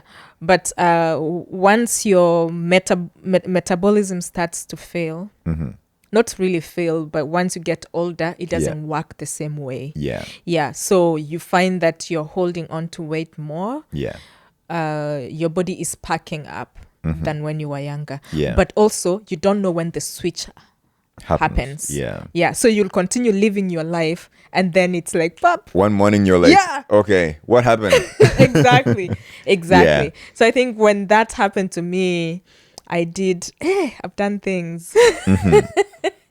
I've done things. I started with the gym. Not actually the gym. I started with fasting. Yeah. I wanted to maintain a healthy body weight. I did fasting. You have to like ground me. Your question was what motivated me. We are okay. We are okay. So just keep going. We are okay. So this is the background. Because those are all questions that I have, and you're answering them anyway. So this is the background. So at that time, I wanted to lose weight. I remember I'm always on Facebook groups. If I'm looking for something, I'll be in the Facebook group. So I did, I found a group where I joined a group called the Lemonade something. And this was the Beyonce Diet. Oh, there's a diet called Beyonce Diet. Okay. Yeah. It's was actually something like... Yes. It was, you squeeze lemons and honey, and I think was there cayenne pepper and maple syrup. You drink that and you lose weight. You drink that for like all day, like as your meals. So it flushes you out and you lose weight. Once I wrote down everything, I went to the store, bought those.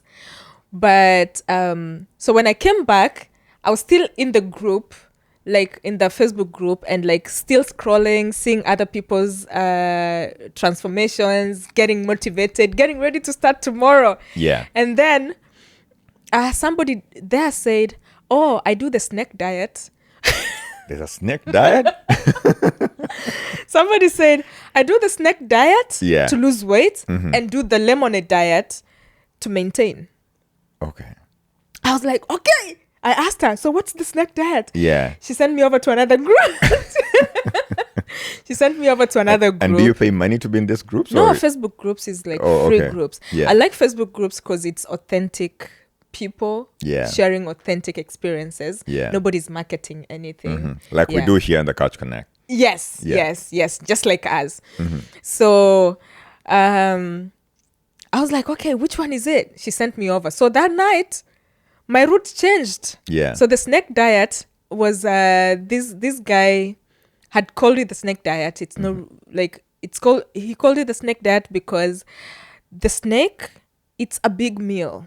Yeah. And then doesn't eat for like weeks after. Yeah, that's what snakes do. Yes, they eat big meals and then they don't eat for long. Yeah. So that's what you do also. So that's where I ended up. Okay. So that was now called fasting. Okay. So you fast and then you break your fast, you eat. So then you fast again. So like what, 5 days in between meals? There's intermittent fasting. There's water fasting. There's dry fasting. There's 1 meal a day fasting. There's alternate day fasting. There's lots of so you did multiple of those mixed and matched in the snake diet, or no, like all those are still snake diets. Oh, so the one that you did and then yourself. You stop. The one that I did, my favorite was when I started was 5-day fast. So you did on Monday, and the next meal is gonna be on Saturday. Friday evening. Sunday evening was my last day. So Monday until Friday evening. Sometimes I would go until Saturday afternoon, so what are you depending on how I surviving feel. for the 5 days? Electrolytes. Okay. Electrolytes. So, I mean, I'm impressed because I can't see myself not eating. I did keto diet, and I had to eat every day, and that was tough in itself. Every 20 hours, but yeah. So every 20 hours you were fasting for 20 hours. Yeah. So in the keto diet, I did protein only, very little carbs, and I'd have like a lot of protein, and then my next meal would be after 20 hours. So you're confusing this. Keto diet. Okay. Keto diet is the protein, no carbs. Yes. And high fats. Yes. So I did high fats. I did high protein. Yeah. I didn't do carbs. Yes. But then again, I was still eating so the eating thing after you're 20 saying, hours. the next meal, so that's now keto diet with intermittent fasting. Yes. So that's what I did. So you were doing 24 intermittent fasting. Maybe that's what it's called, man. I don't even know what I was doing, man. But it was tough. That's the point. Yeah. So how you survive when you don't eat at all, it's electrolytes. Okay. So your body will still operate if you have sodium, potassium, and magnesium. Yeah. Yeah. Okay. So thank you for this elaborate story. Now back to the question. Yes. So what motivated you then to consider gastric sleeve surgery? Because you've done all this, you've been in all these Facebook groups. I mean, because my next question is going to be, did you try any other weight loss methods before deciding on the surgery? And then you said that. So then what motivated you to consider the gastric sleeve surgery? So after trying all those, and the thing is, I would lose weight. Yeah. Whenever I ate again, my weight would come back very quickly. So you do a fast, and then after some point you'd stop the fast, and you can't fast forever. Oh, okay. And unless you do the 24, some people live on the 24 for life. Or for a long time. Well, they have not died, so we cannot prove they did it for life. Okay. But if you do the 1 meal a day or the 24, that one you can sustain on that. Yeah. But I also did that. I did a lot of them, but then the point is that how I ended up doing the gastric sleeve is I was not able to sustain the weight loss. Yeah. I would lose weight, but whenever I wasn't fasting, it comes back. And for me, it had to be like the tough fasting for me to lose the weight. Yeah. So my weight it was coming off quickly, but then it's like I have to do the hard one. Yeah. The hard one is like the longest I fasted is 50 days. Damn. No food, yeah. More power to you. Should I say?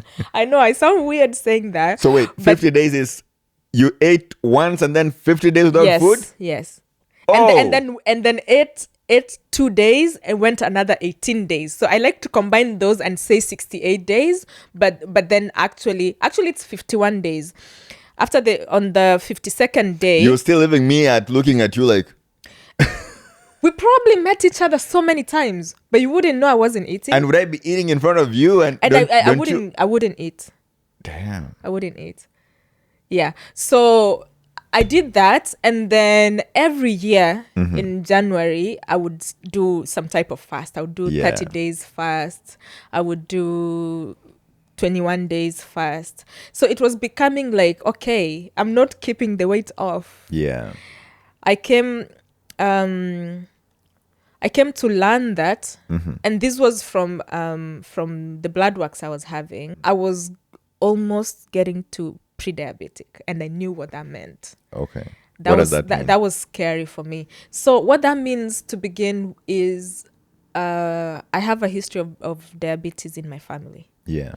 I've seen what it does. Yeah. I was scared. Like, yes, I would go to as much as the doctor. So pre-diabetic was from 6, I think 6.0. Yeah. And the last blood work I did before I did the gastric sleeve, I was at 5.8. Yeah. So when I brought it up to the doctor, she said, "Oh no, you're not.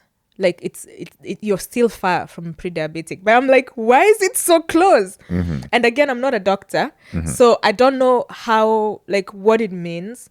At that time, I'm like heavy. I'm heavy. I'm seeing diabetes in the near future. What does heavy mean? Like heavyweight. Okay. Heavyweight. So I'm seeing diabetes in the near future. I'm afraid to be old. I'm looking old. Whenever you're fat, you look old. I'm not calling anybody fat. I'm talking about myself. Okay. I always like to clear that one out. So that nobody says, why are you calling people fat? I'm talking about myself when I was fat. Yeah. And I can say I was fat. So, and I was seeing that in the future. And I went into really researching what issues could be. I came across insulin resistance. Yeah. And I think that's the issue that I had. So with insulin resistance, let's see if I can try to remember. Your insulin is high all the time. Even when you are not eating, it's elevated. Yeah. So you can never lose weight when your insulin is high. Yeah, because it's always converting food into storage. Into storage. Products, yeah. So it doesn't matter if I ate salads, if I ate healthy, my insulin I have insulin resistance. Yeah. It's high. I'm never gonna lose weight naturally. Yeah. So there's only one destination for me. And that was really scary. So to answer your question after the long background, that's where I said I need to do something. And then I found myself into the gastric journey. Okay. Yes. Damn, first of all, that's a lot to take in. I think you've talked about a lot right now that I think it's very important. I mean, there's people out there that think, I hope this information is useful for people who would need to know this information. Yeah. So your doctor in this case, did they advise you to do the gastric surgery? Because you said that your doctor said that you're far from being pre-diabetic. Yeah. So my concerns were I'm not losing weight and it's going up. Yeah. Like when I gain weight, I gain it very quickly. 1 week, 5 weeks? Like even 1 week. Oh, okay. Like you'd see me this week, I'm like really small. You see me next week, 2 weeks, I'm like really big. Yeah. So those were my concerns, and she was telling me go to the gym. I'm telling her I go to the gym. It's not working. Yeah. It's not working like that. And then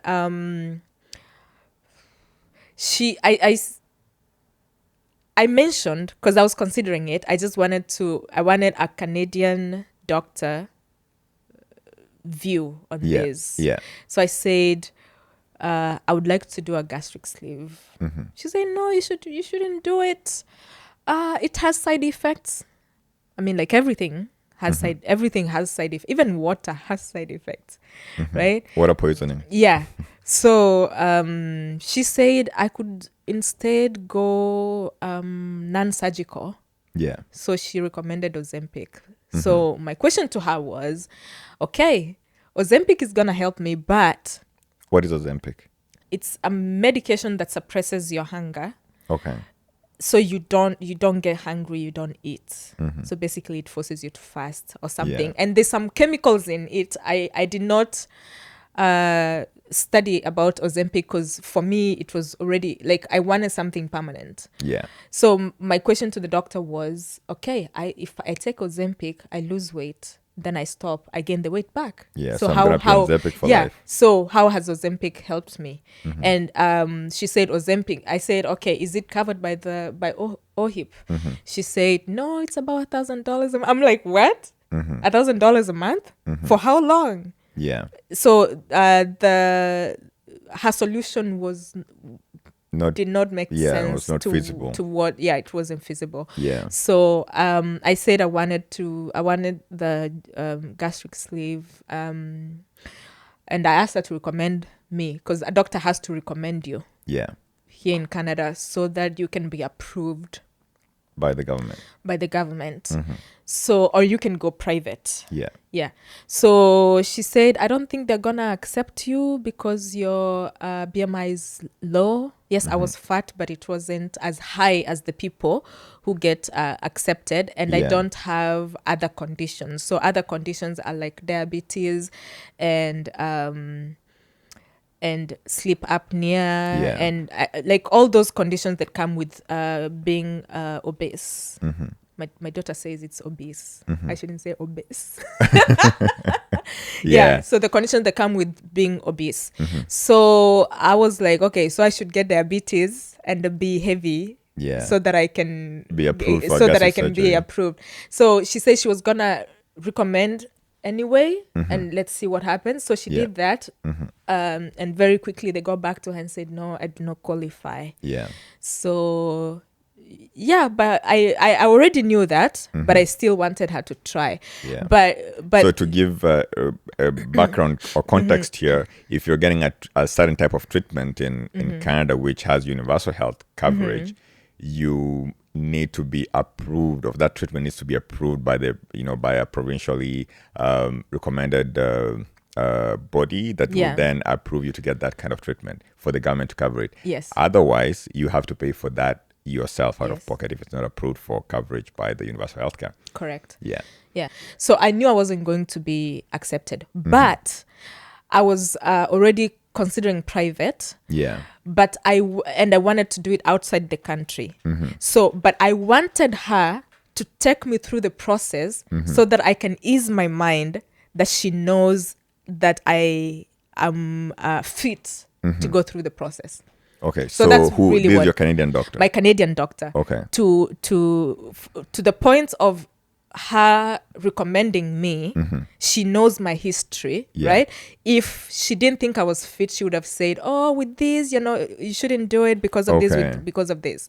Right? So it was like, for me, it was like a way of like actually seeing if she thinks I'm fit to do it. And so we did all the blood works, we did everything. So that settled me that I'm fit to do it. And so then because you're told that they can't cover it, they couldn't do it here, you couldn't do it, you had to go private. Yes, I went private. And of course I couldn't afford the private treatment in Canada, so I went to Turkey. Okay. So I put myself in a plane, as much as I am afraid of hospitals. Put myself in a plane, went by myself, went, had the surgery and came back. So someone told me recently that they call Turkey Turkey. Turkey, like they changed it to Turkey. And I'm proud of that because I think that's what they call themselves for a very long time, but internationally it wasn't recognized as that. So I'm proud that they actually got the international recognition for their country, how they are supposed to call it. But anyway, so how did your family react when you tell them, hey, I'm leaving Canada or Toronto or whatever, and I'm going all the way to Turkey, Istanbul, to get my a a surgery that my doctor was of the idea that I don't need there. Yeah. Now I'm laughing, wondering if my mom will see this. Because she doesn't know? She doesn't know what surgery I had. Okay. But remember when I was pregnant and I didn't tell her? I also didn't tell her that I'm booking my surgery. So about a week before I left, my daughter said, if you don't tell Baba, I'm going to tell her. Yeah. So that's when I told my mom. Yeah. I didn't tell her what it is. I just told her. She asked what it is. I said, I'm going to help myself. Yeah, and I believe it's what I need to do. Yeah. She at that point, I'm already booked. I'm paid. Yeah. Yeah. So Didn't she ask you, no turning why are you back. not doing this in Canada?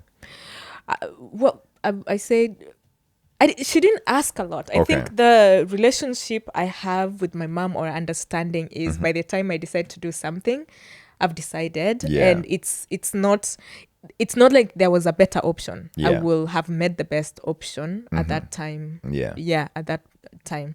So what about your friends? I only told a very few friends. Like, remember when we were talking about supportive friends? I knew who to tell, who not to tell. Yeah. Because I didn't, at that point, I was afraid for anyone to tell me, no, don't do it. Yeah. You know? So there's some of my friends that say, don't do it. Yeah. And I'm not also saying that I will only tell friends that will say, oh, yeah, do it.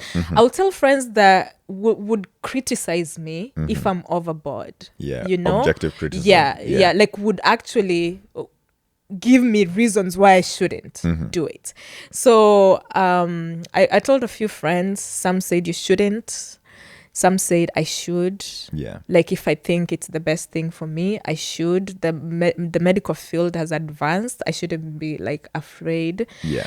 By the time I'm telling them, I've already decided in my mind, you know? Yeah. Yeah. So most people didn't know. Yeah. Okay. Even on my YouTube channel, I talked about it, I think, 3 maybe months after. 3 or 4 months after. Yeah. Okay. So you are in a plane. You land in Turkey, in Istanbul. Yeah.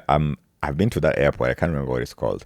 But anyway, so did you have the surgery in the capital, Istanbul, or did you have it? No, I went to Izmir. Okay, so so you landed in Istanbul first, and then you took a plane. I landed in so from Pearson, Zurich, Izmir. Okay. Yeah, so a layover at Zurich. All right. If you want to learn more about this surgery, brother, you can go and check out Judy's YouTube channel because she lists the story there. It's it's a very detailed experience, and I would even advise that you get a cup of water and sit down because you're gonna learn a lot. Yeah. But anyways, maybe she's gonna give us a snippet of what that experience was like over here. Yes. So let's talk about the day of the surgery. So you wake up in the morning and you like, man, what am I doing? Maybe I should stop now. No, at that point, I asked myself a question. So usually when I'm doing something difficult, I've always learned to have a question in my mind that I should answer each time. Yeah. Why am I doing this?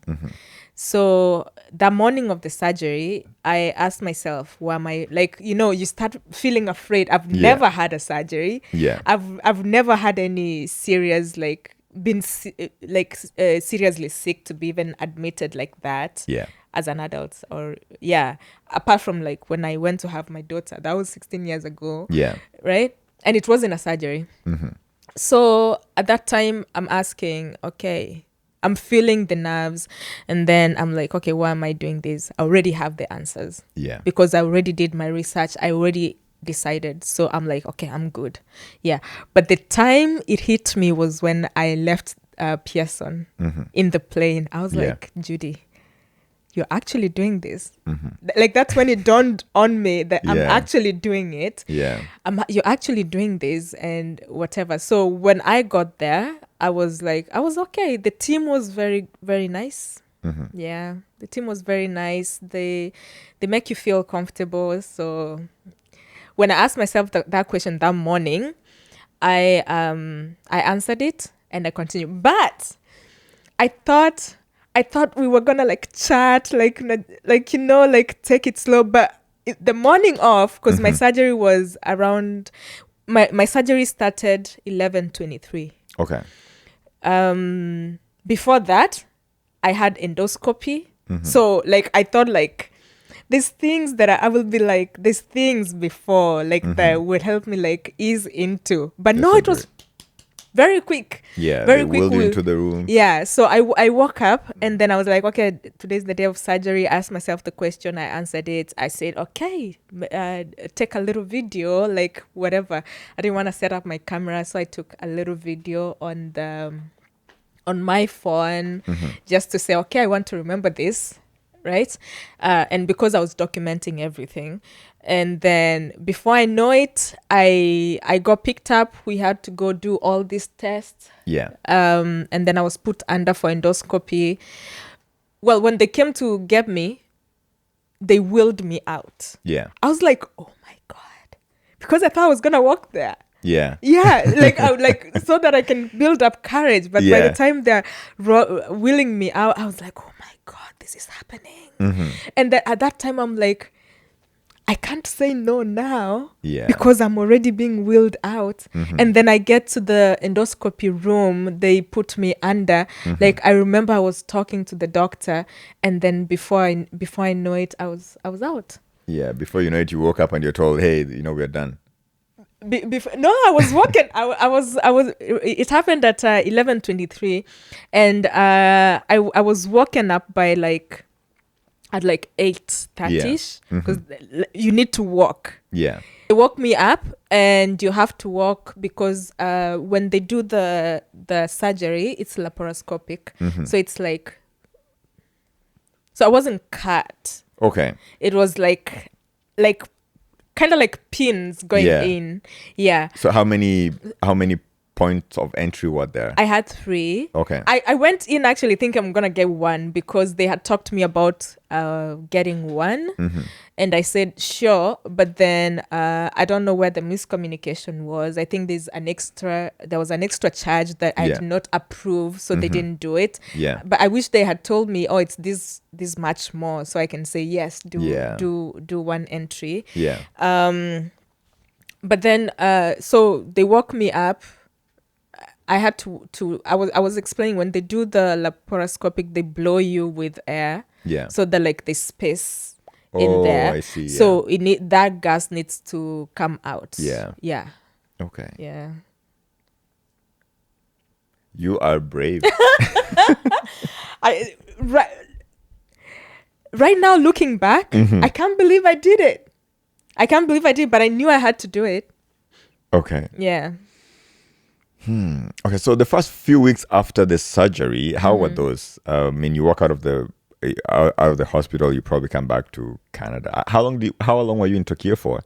10 days. Like from the time I left here to the time I came back was 10 days. So you arrived there. Were you operated on the next morning?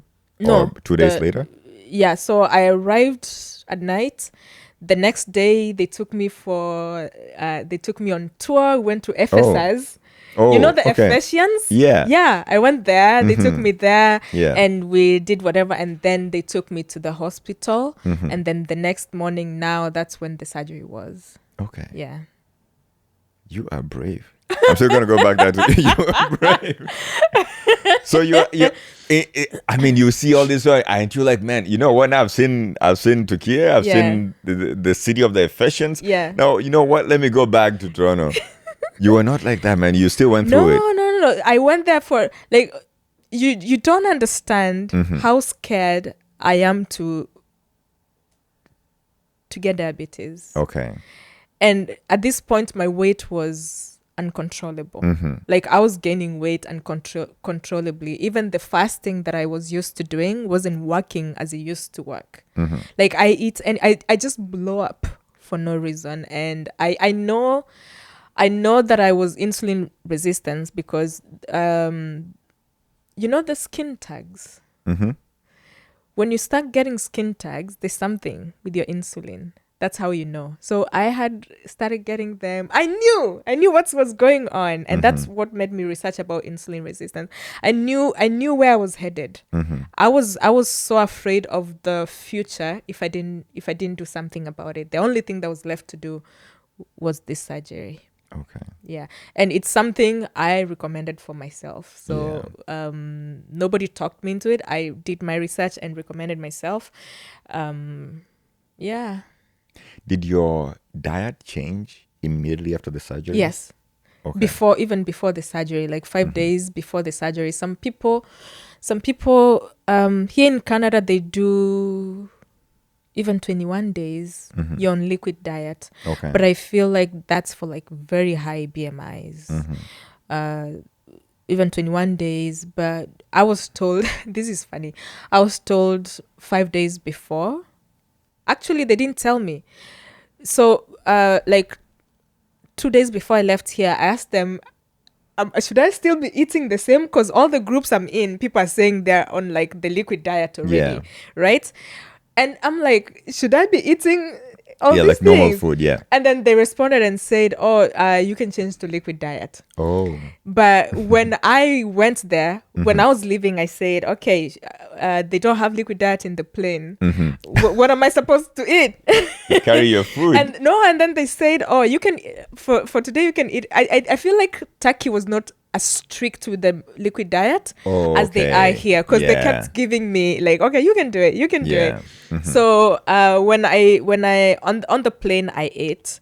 I tried liquid diet from here, but when on the plane I ate, and then when I got there, I was like, they told me to eat on the plane. I should be able to eat. And at this time, I'm thinking about after surgery, I'm not gonna be able to eat. Yeah, these things. so you're I'm trying taking to advantage. pump yourself as much as you can. Yes, like I'm taking all the opportunities given to me to like enjoy food, because it's not going to be the same. So when I got there, I ate, and then the day of the surgery I was supposed to be on liquid. No, I had breakfast, I had some eggs, I was supposed to be on liquid, but I'm like, these people are not strict. So you ate solid food. So I ate solid food, but little. And then we went to the tours. When we went to Ephesus, they were supposed to give me the shakes, liquid. They forgot to, so I drank water. So and then time was coming. We were getting close. They were like, okay, by now you should stop eating. Like quick towards question. the surgery. The trip was organized by the hospital? No. So this is what happens. There's agents, medical agents. It's called medical tourism. So there's agents that find doctors. You go through the agent. They find the doctor. The doctor, they use a hospital to do the surgery. Oh. Yeah. So the doctor was not even based in that hospital? No. So, like even here in Canada, you can go to a hospital, rent the OR. Like use the OR. I don't know if it's renting or whatever they do, and then use the OR. So they have the doctors for doing that. So the hospital is a different establishment. Like when I get there, I'm not being admitted by the by the agent. So they have their own floor where they have the rooms for their patients. Oh, I see. So the hospital has the agency has a floor in the hospital. Yes. Okay, makes sense. So and they I think with the agreement that they have, since they already have the rooms, I'm sure they can use the I don't know how that happens, but that's how it happens. Basically, that's what I know. So okay. So they connect you. So when you came back, did you chat with your doctor here? And first of all, before you went to Turkey, did you tell your doctor here that you're going to Turkey? No.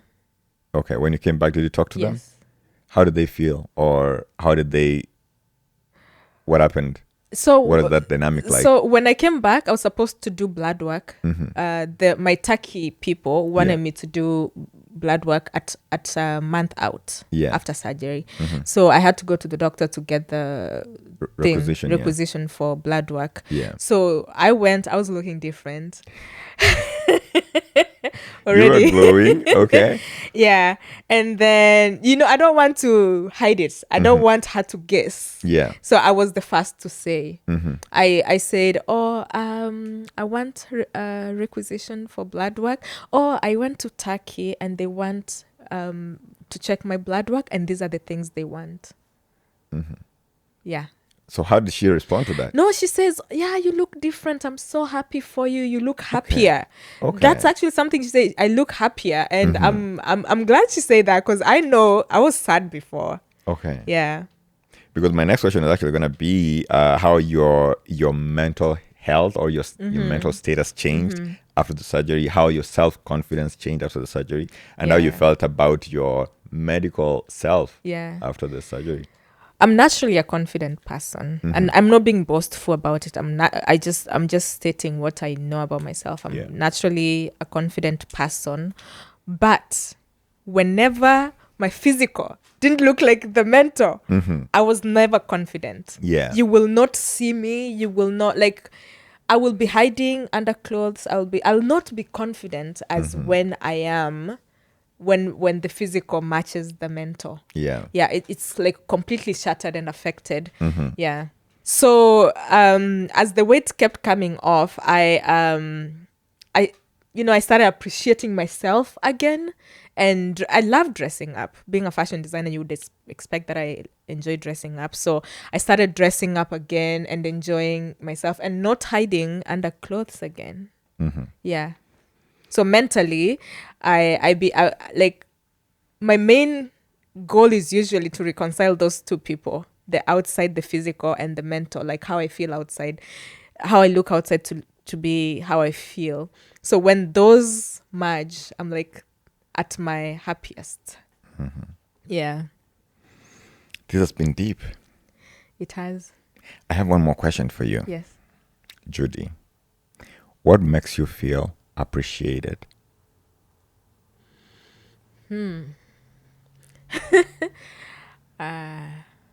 So maybe the way I can answer this question is my love language. My love language is gifts. I give gifts. I love giving, and I think I love giving because that's how, that's what I think also. That's how I feel loved. Yeah. So when I am happy with someone or something, or really want to appreciate someone, I'd give them a gift, or I'll give a kind gesture, do this for them. And I really enjoy doing that. So I think gifts. I'm not big. I shouldn't explain which ones are not, but I'm just saying I'm not big on compliments. So if someone wants to appreciate me, they should give me compliments. I'm very shy, actually. Yeah. You might not think so, but I'm very shy. So when someone gives me compliments, I feel like I'm being put on the spot. In my mind, I'm confident, but don't want to be noticed. Yeah.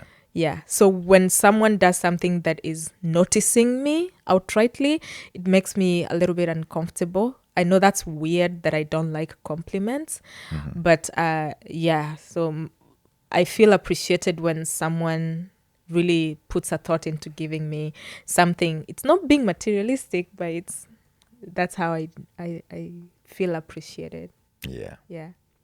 That's been deep. So in the Couch Connect, I've gotten to host a bunch of kings and queens and presidents. Yes. And the reason why I'm saying this is because in the US, I've seen that when a president is departing from the White House, they normally leave a letter for the person who's coming next to the office.